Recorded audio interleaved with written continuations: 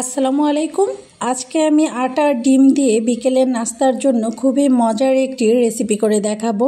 এই নাস্তাগুলো আপনারা একবার তৈরি করে 1 মাসের মতো সংরক্ষণ করে রাখতে পারবেন। নাস্তা বা পিঠা যেটাই বলেন না কেন, তৈরি করা অনেক বেশি সহজ আর খেতে কিন্তু অনেক বেশি মজাদার। বিকেলে চায়ের সাথে খাওয়ার জন্য মুচমুচে এই পিঠাগুলো খেতে কিন্তু দারুণ লাগে। কোনো ঝামেলা নেই, 10 মিনিটের মধ্যেই কিন্তু বেশ অনেকগুলো তৈরি করে নেওয়া যাবে।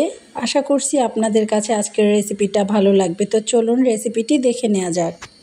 নাস্তা বানানোর জন্য প্রথমেই একটা বাটির মধ্যে আমি নিয়ে নিলাম একটি ডিম, নিয়ে নিচ্ছি 1/4 কাপ পরিমাণের চিনি, মিষ্টিটা টেস্ট বুঝে দিয়ে নেবেন। দিয়ে দিলাম স্বাদ অনুযায়ী লবণ আর দিয়ে দিচ্ছি 2 টেবিল চামচ পরিমাণের তেল।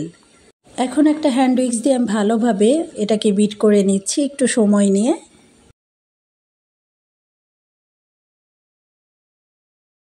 বিট করে নেওয়া হয়ে গেলে দিয়ে দিচ্ছি 1 কাপ পরিমাণের ময়দা। এখানে চাইলে আপনারা আটাও দিতে পারবেন। এবার আমি সব কিছু একটু ভালোভাবে মিশিয়ে নিচ্ছি। ডো মেখে নেওয়া হয়ে গেছে। এটা খুব বেশি টাইট বা নরম হবে না, এরকম থাকবে। তো এখন আমি একটা বোর্ডের উপরে কিছুটা ময়দা দিয়ে আমি এখন রুটি বেলে নেব, আর এটা একটু মোটা করে বেলে নিতে হবে।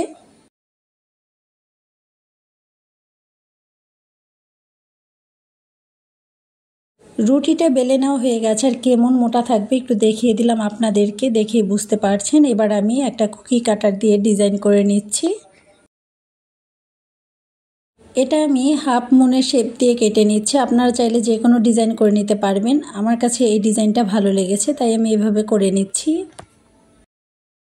সবগুলো নাস্তা তৈরি করে নিয়েছি, এবার ভেজে নিচ্ছি। ভাজার জন্য চুলায় একটা প্যান বসিয়ে দিলাম আর তেলটা হালকা গরম করে নিলাম। এবার আমি এক এক করে সবগুলো দিয়ে দিচ্ছি।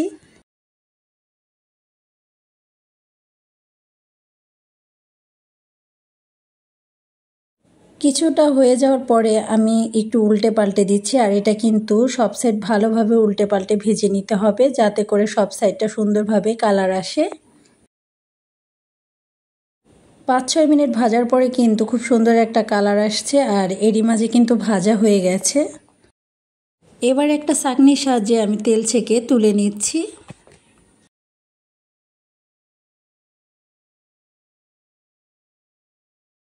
খুবই অল্প সময়ে কিন্তু এই পিঠাগুলো ভেজে নেওয়া যায়, আর দেখতেও মাশাআল্লাহ অনেক বেশি সুন্দর হয় আর অনেক মুচমুচে হয় এই নাস্তাগুলো। এটা কিন্তু আপনারা চায়ের সঙ্গে খুব সুন্দরভাবে পরিবেশন করতে পারবেন। এটার ভিতরটাও কিন্তু অনেক সুন্দরভাবে হয়ে গেছে, আমি একটু দেখিয়ে দিচ্ছি। আশা করছি এই রেসিপিটা আপনাদের ভালো লেগেছে। সবাই ভালো থাকবেন। আল্লাহ হাফেজ।